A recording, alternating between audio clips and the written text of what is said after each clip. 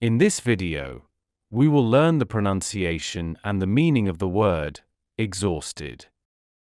We will also go through some example sentences and a short conversation to understand the word in detail. Firstly, we will learn the pronunciation. The word pronounce as exhausted. Exhausted. Let us move on to the meaning of exhausted. The word exhausted means extremely tired or drained of energy. Let us move on to some example sentences to see how this word is used. Sentence 1. She felt exhausted after working a double shift at the hospital.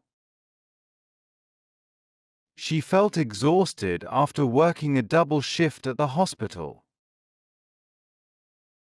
In this sentence, exhausted means she felt very tired, because she worked 2 shifts in a row at the hospital. Sentence 2.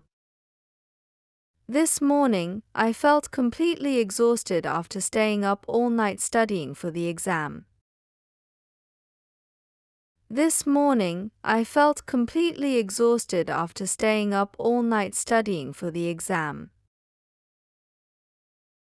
In this sentence, exhausted means I felt extremely tired because I stayed awake all night studying for the exam. Finally, we will see a short conversation between Bob and Sarah. You look really tired today, Sarah.